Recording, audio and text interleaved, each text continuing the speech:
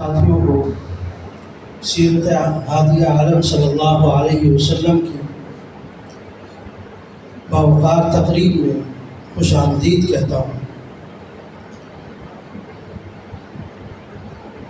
آج کی یہ تقریب ایک خاص عنوان کے ساتھ معمول ہے جو اس کائنات کے وجود کا سبب بنا۔ اگر اس شخص کو ہم اس کائنات سے الگ کریں تو اس کائنات کا اپنا پھر کوئی وجود باقی نہیں رہتا۔ حضرت آدم علیہ السلام سے لے کر قیامت تک آنے والے تمام لوگ کسی نہ کسی طریقے سے وہ نبی اکرم صلی اللہ علیہ وسلم کے ساتھ ایک تعلق رکھنے والے ہیں، اور ہم سب آج جب یہاں پر موجود ہیں تو ہمیں اس بات پر بھی فخر ہونا چاہیے کہ اللہ رب العزت نے ہمیں اس نبی کے ساتھ، ہمیں اس نبی کی امت میں جس کے لیے اس کائنات کو بچھایا گیا، بنایا گیا، یہ ہمارے لیے سعادت کی بات ہے۔ اللہ رب العزت نے ہمیں ان لوگوں میں سے چنا جن کے لیے بڑے بڑے انبیاء نے خواہش کا اظہار کیا کہ کاش مجھے اللہ رب العزت نبوت نہ دیتے، رسالت نہ دیتے، صرف مجھے آپ علیہ السلام کی امت میں سے بنا دیتے، یہ بھی میرے لیے بڑے فخر کی بات ہے۔ اور آج اس مجلس میں بیٹھا ہوا ہر شخص اگر اپنے گریبان میں دیکھے تو یہ نعمت اسے بن مانگے مل گئی، بغیر کسی چاہت کے مل گئی۔ یہ ایک ایسی نعمت ہے کہ جس پر جتنا شکر ادا کیا جائے اتنا ہی کم ہے۔ اعوذ باللہ من الشیطان الرجیم، بسم اللہ الرحمن الرحیم، هو اللہ الذی لا الہ الا هو عالم الغیب والشہادۃ هو الرحمن الرحیم، هو اللہ الذی لا الہ الا هو الملك القدوس السلام المؤمن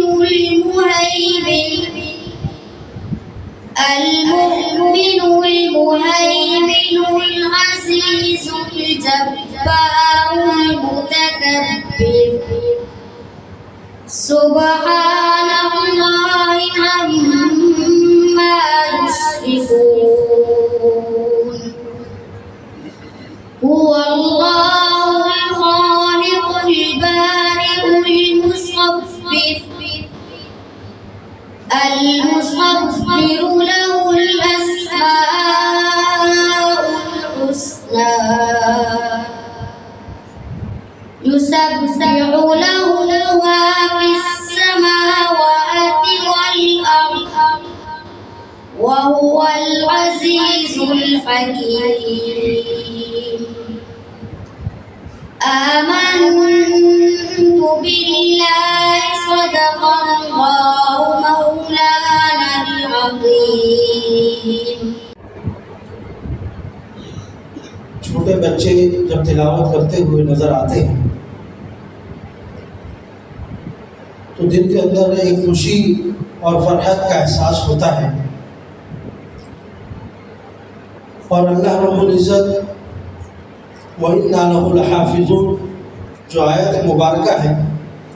اس پر یقین پورا اترتا ہے کہ اللہ رب العزت اپنے قرآن پاک کی حفاظت کس طریقے سے فرمائیں گے تو اس کی ایک جھلک ہمیں نظر آ جاتی ہے۔ یہ بڑی سعادت کی بات ہے کہ ایک بچہ 6666 آیتیں اپنے دل کے اندر محفوظ کر لیتا ہے، اور ہم سمجھتے ہیں کہ یہ کوئی بڑا کام نامہ نہیں ہے۔ حالانکہ آپ ان ممالک میں چلے جائیں جہاں تراویح پڑھانے کے لیے ان کو کوئی قاری صاحب میسر نہیں ہوتا۔ آج اتنے سال گزر جانے کے باوجود 1447 ہجری میں ہم چل رہے ہیں۔ دنیا میں خوب ترقی ہو چکی ہے، اور ہر اعتبار سے، چاہے وہ مالی اعتبار سے ہو، ٹیکنالوجی کے اعتبار سے ہو، تعلیمی اعتبار سے ہو، یا صحت یا میڈیکل کے اعتبار سے ہو، ہر اعتبار سے ایک منفرد ترقی کے مناظر ہر جگہ آپ ایک الگ الگ دیکھتے ہیں، کہیں زیادہ کہیں کم۔ لیکن تعلیمی میدان کے اندر ابھی بھی اس چیز کی بہت زیادہ کمی محسوس کی جا رہی ہے کہ کئی ممالک میں آپ کو ایک حافظ قرآن نہیں ملتا جو آپ کو قرآن پاک تراویح میں سنا دے۔ کتنی ویڈیوز ہمارے سامنے آتی ہیں کہ چند لوگ قرآن پاک سامنے کھول کر پڑھا جا رہا ہے، یا قرآن پاک کو اپنے ہاتھ میں لے کر وہ قرآن پاک سنا رہا ہے تراویح کی طرح، اور لوگ اس کے پیچھے چند لوگ کھڑے ہیں۔ نہ پیچھے کھڑے ہونے والوں کو قرآن پاک آتا ہے صحیح، اور نہ پڑھنے والا صحیح پڑھ رہا ہے۔ الحمدللہ پاکستان اس معاملے میں اللہ رب العزت نے بہت ہی زیادہ ترقی سے نوازا ہے کہ ہر سال سینکڑوں حفاظ حفظ کی تکمیل کر کے قرآن پاک مکمل کرتے ہیں، اور پھر رمضان المبارک میں کوئی کسی چھت پر پڑھ رہا ہے، کوئی کسی گھر کے اندر پڑھ رہا ہے، کوئی شادی ہال کے اندر پڑھ رہا ہے، ایک ہی مسجد کے اندر 3 4 جماعتیں ہو رہی ہیں تراویح کی، آپ نے دیکھا ہوگا۔ اور اس کے باوجود کئی حفاظ اسی تلاش میں ہوتے ہیں کہ ہمیں کوئی جگہ مل جائے، ان کو جگہ نہیں مل رہی۔ تو یہ اللہ رب العزت کا ہم سب پر بہت بڑا احسان ہے۔ ابھی میں آپ حضرات کے سامنے ایک اور ریحان نام کا ایک بچہ ہے جو آپ حضرات کے سامنے تلاوت کرے گا، تاکہ ایک اور ذائقہ آپ قرآن پاک کا محسوس کریں۔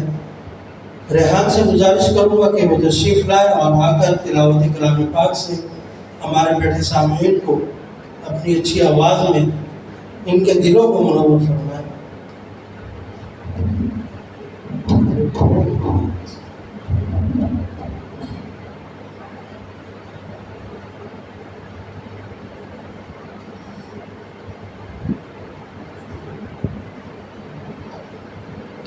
أعوذ بالله من الشيطان الرجيم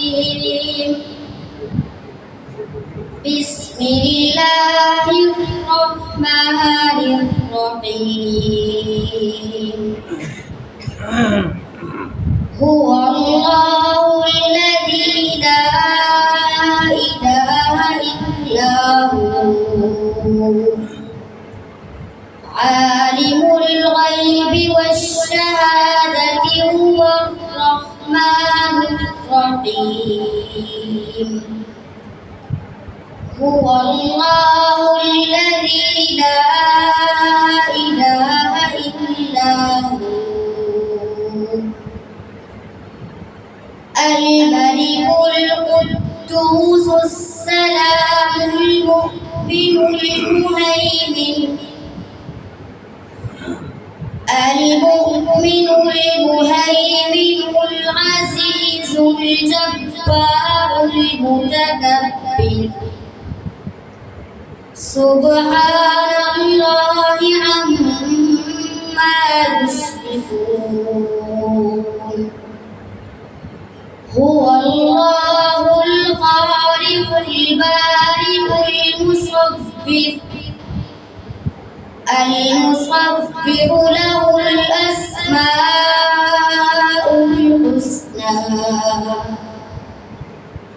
يسبح له ما في السماوات والأرض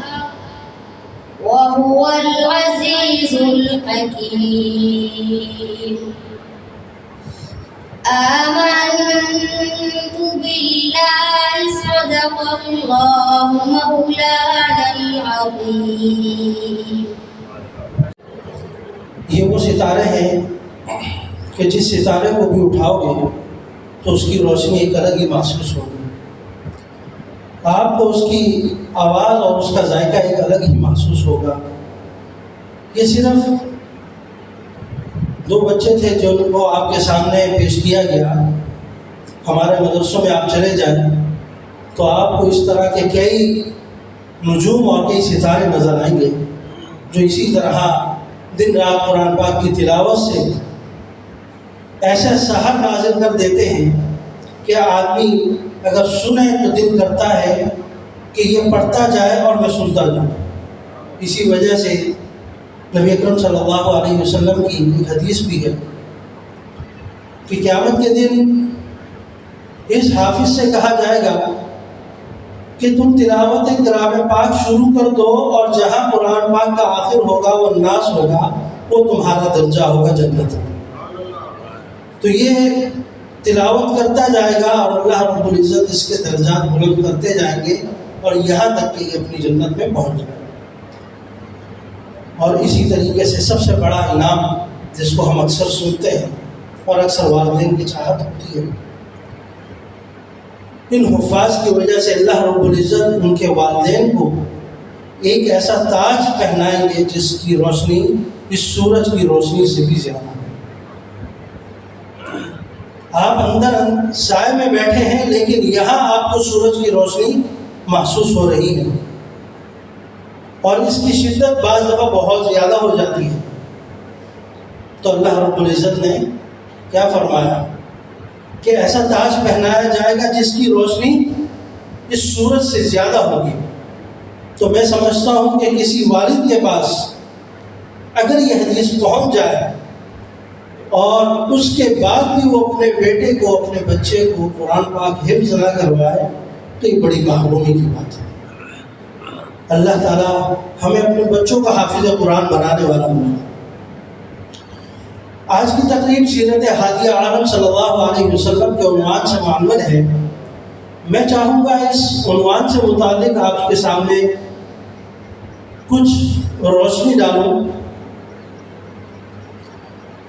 ہادیہ عالم نبی اکرم صلی اللہ علیہ وسلم جب دنیا میں مبعوث فرمائے گئے تو اس وقت آپ کے علم میں ہے کہ معمولی بات پر جھگڑا ہو جاتا. جیسے آپ سنتے ہیں کہ کسی کا اونٹ آگے نکل گیا اس بات پر جھگڑا ہو گیا، اور وہ صرف جھگڑا وقتی نہیں بلکہ وہ جھگڑا نسل در نسل چل رہا ہے اور اس کی وجہ سے کئی لوگ ہلاک بھی ہو چکے، مار دیے گئے، لیکن وہ چل رہا ہے. پھر جہالت اتنی عام تھی کہ بچیوں کو پیدا ہوتے ہی زندہ درگور کر دیا جاتا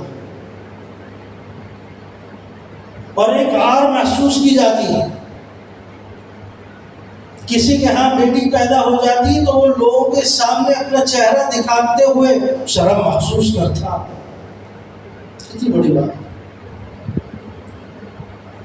اور یہی دین اللہ رب العزت نے آ کر نبی اکرم صلی اللہ علیہ وسلم کے ذریعے ہم تک جو پیغام پہنچا دیا کہ بیٹی تمہارے لیے ایک رحمت ہے. آج ہم سعادت سمجھتے ہیں کہ بیٹی کو پالنا اور اس کے بعد اس کی شادی کرنا، یہاں تک کہ نبی اکرم صلی اللہ علیہ وسلم نے فرمایا جس نے اپنے بیٹیوں کی اچھی پرورش کی، ان کا اچھا خیال رکھا، یہاں تک کہ ان کی پھر شادی کرواتا ہے اور ایک ایسی جگہ شادی کے بعد بھی ان کا خیال رکھتا ہے، تو وہ جنت میں میرے ساتھ یوں ہو، جنت میں میرے ساتھ یوں ہو. تو نبی اکرم صلی اللہ علیہ وسلم جب دنیا میں مبعوث ہوئے تو اس وقت یہ حالت تھی کہ ہر طرف اندھیرا ہی اندھیرا تھا. تو آج کے عنوان کو اسی وجہ سے رکھا گیا کہ ہادی عالم یہ نبی اکرم صلی اللہ علیہ وسلم کون ہے کہ پوری دنیا میں ہدایت کا ایک سرچشمہ ہے. جن سے ہدایت پھوٹی اور وہ ہدایت آج تک چلی آ رہی ہے، اور جو اس ہدایت کو آگے لے کر جائے گا وہ نبی اکرم صلی اللہ علیہ وسلم کے مشن کو پورا کرنے والا ہوگا۔ موجودہ دور میں تبلیغی جماعت، مدارس، اللہ والے، خانقاہیں، یہ لوگ ہیں، یا انفرادی طور پر ہر شخص جو اللہ رب العزت نے اسے زبان دی ہے، اسے کلام دیا ہے، وہ بات کر سکتا ہے، وہ بات پہنچا سکتا ہے، تو اس طریقے سے وہ اپنی بات دوسروں تک پہنچاتا ہے۔ آپ علیہ السلام کی حدیث کی صورت میں، نبی اکرم صلی اللہ علیہ وسلم کی کسی سنت کی صورت میں،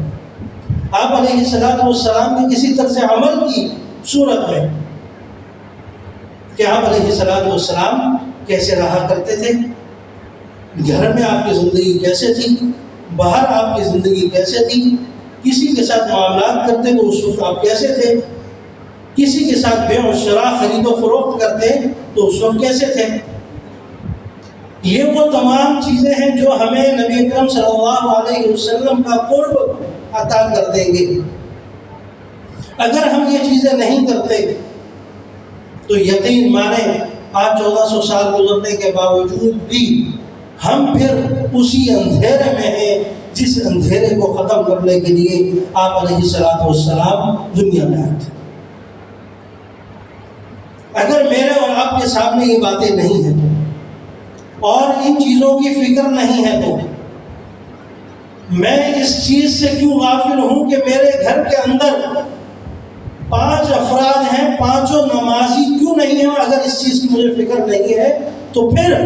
سمجھ لیں کہ میں وہی 1400 سال پہلے والا آدمی ہوں جس کو نبی اکرم صلی اللہ علیہ وسلم ختم کرنے کے لیے آئے تھے، لیکن میں اپنی بدقسمتی سے آج بھی زندہ ہوں۔ گھر کے اندر 3-4 افراد، زیادہ سے زیادہ 5 ہوتے ہیں، 6 ہوتے ہیں، ان کو بھی میں نبی اکرم صلی اللہ علیہ وسلم کی طرف سے زندگی پر نہ لا سکوں تو میں دین کے لیے کیا کام کر رہا ہوں، میرے دین کے لیے کیا محنت ہے، یہ سوچنا چاہیے ہر شخص کو۔ صرف ہر سال ہم 12 ربیع الاول منا لیں، یہ نبی اکرم صلی اللہ علیہ وسلم کی چاہت بھی نہیں ہے اور مقصد بھی نہیں، بلکہ تو آپ نے تو منع کیا کہ عیسائیوں کی طرح میری برتھ ڈے مت منانا، عیسائیوں کی طرح خوشیاں مت منانا جس طرح انہوں نے حضرت عیسیٰ علیہ السلام کی پیدائش پر کرسمس ڈے مناتے ہیں، کیک کاٹتے ہیں، تم یہ کام مت کرنا۔ آپ علیہ السلام نے منع فرمایا، اور اس کی حکمت کیا ہے، کیوں منع فرمایا، اور اس کے بعد ابھی تک کسی کو کنفرم کیوں نہیں ہے کہ نبی اکرم صلی اللہ علیہ وسلم کی پیدائش کس تاریخ کو ہوئی۔ اس میں حکمت تھی، اللہ رب العزت کی چاہت نہیں تھی۔ اور نبی اکرم صلی اللہ علیہ وسلم کے زمانے کے بعد حضرت ابوبکر صدیق رضی اللہ تعالیٰ عنہ کا زمانہ آیا، پھر حضرت عمر فاروق رضی اللہ تعالیٰ عنہ کا زمانہ آیا۔ حضرت عمر فاروق نے چاہا کہ میں ہجری سال، جیسے ہم 1447 ہجری کہتے ہیں، تو اس وقت یہ اس طریقے سے شروع نہیں ہوا تھا، حضرت عمر فاروق رضی اللہ تعالیٰ عنہ کے زمانے میں بھی شروع نہیں ہوا تھا۔ تو آپ نے کہا کہ کوئی تاریخ ہونی چاہیے تاکہ پتہ چلے کہ ہمارا بھی کوئی کیلنڈر ہے، ہماری بھی کوئی تاریخ ہے، وقت کے ساتھ ساتھ زمانہ گزرتا جا رہا ہے، ہم بھی کسی کو بتا سکیں کہ ہماری ایک تاریخ ہے۔ صحابہ جمع ہو گئے، کئی پرانے اور کئی نئے لوگوں کو بٹھایا گیا، ارادہ کیا کہ اس نئے سال کی ابتدا نبی اکرم صلی اللہ علیہ وسلم کی تاریخ پیدائش سے کرتے ہیں۔ اب اس کے لیے تیاری کرنے لگے کہ نبی اکرم صلی اللہ علیہ وسلم کی پیدائش کس تاریخ کو ہوئی۔ صحابہ آپس میں مشورہ کرتے رہے، آخر میں اس نتیجے پر پہنچے کہ آپ کی تاریخ معلوم ہے، اور مقصد یہی تھا کہ جس کی وجہ سے یہ دنیا بنائی گئی، جس کی وجہ سے ہمارے پاس دین آیا، جس کے دین کو لے کر ہم ایک مشن بنا کر آگے جا رہے ہیں، تو یہ سال بھی اسی کے نام سے شروع ہونا چاہیے، اسی کے تاریخ پیدائش سے شروع ہونا چاہیے۔ تو آپس میں بہت ایک دوسرے سے پوچھتے رہے، جو معلومات اس وقت کے مطابق جو تھی لیتے رہے، لیکن نتیجہ اس پر پہنچے کہ آپ علیہ الصلوۃ والسلام کی کنفرم تاریخ کسی کو معلوم نہیں۔ پھر ایک خیال آیا اس صحابہ میں، ایک تاریخ بہت زیادہ کہی جا رہی تھی کہ اس تاریخ کو رکھ لیا جائے، لیکن صحابہ کرام کی شان ایسی ہے کہ وہ نبی اکرم صلی اللہ علیہ وسلم کے بارے میں جہاں کہیں معمولی سے بھی تردد ہو تو اس بات کو نہیں کرتے۔ تو فرمایا کہ جب سب لوگ اکثریت اس پر واقف ہے کہ یہ تاریخ ہے، لیکن یقین کسی کو نہیں ہے، تو اس تاریخ کو بھی ایک طرف کر دیا۔ پھر بہت سی باتیں آئی کہ ہجرت کے سال سے شروع کریں، صلح حدیبیہ کے وقت سے شروع کریں، فتح مکہ کی تاریخ سے شروع کریں، بالآخر نتیجتاً وہاں پر پہنچے کہ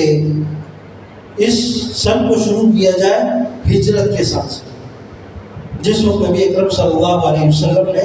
مکہ سے مدینہ ہجرت فرمائی تھی، تو اس سال سے اس کو شروع کر۔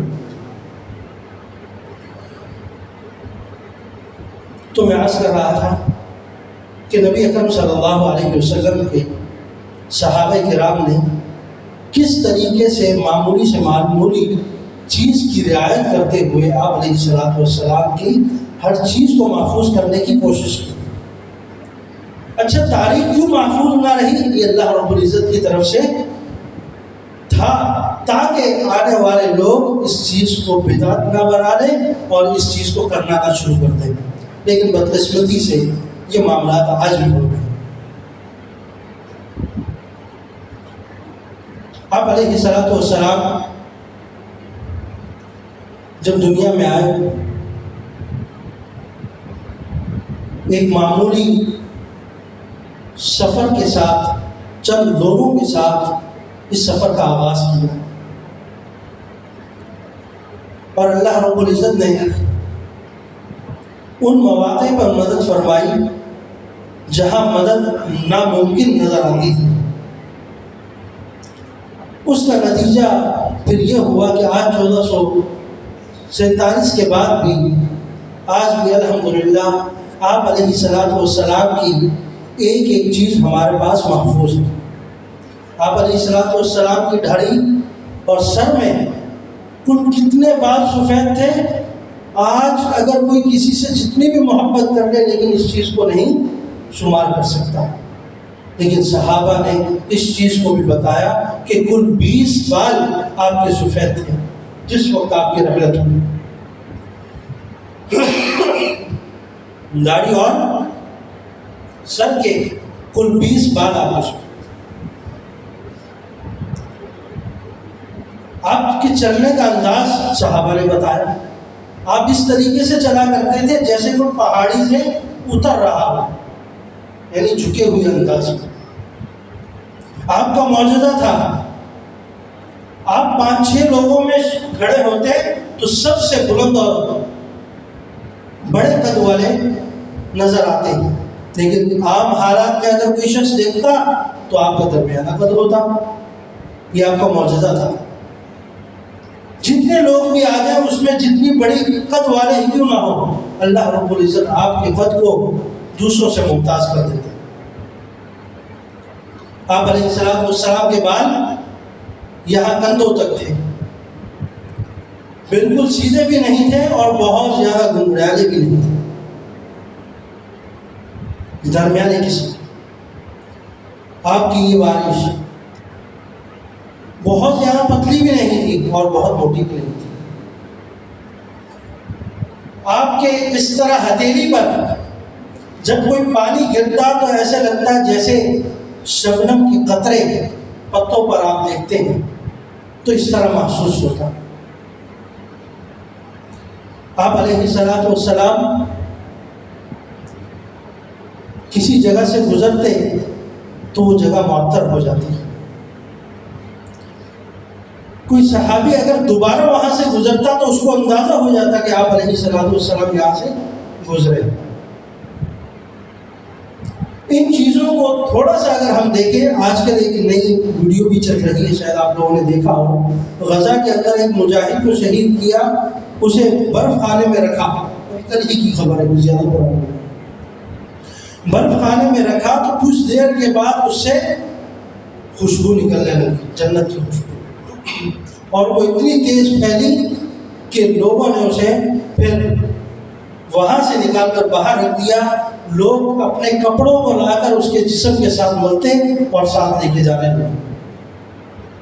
یہ منظر آج بھی ہمارے سامنے موجود ہے کہ اللہ رب العزت اپنے خاص بندوں کے ساتھ کیا معاملہ فرماتے ہیں۔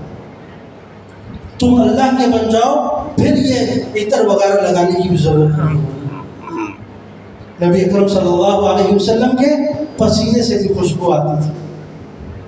صحابہ کرام آپ کے پسینے کو اپنی تھیلیوں میں، اپنی جو ضرورت کی ان کے پاس چیزیں ہوتی اس میں رکھتے کہ موقع محل کے مطابق استعمال کریں گے، بعض برکت کے لیے رکھتے، بعض استعمال کے لیے۔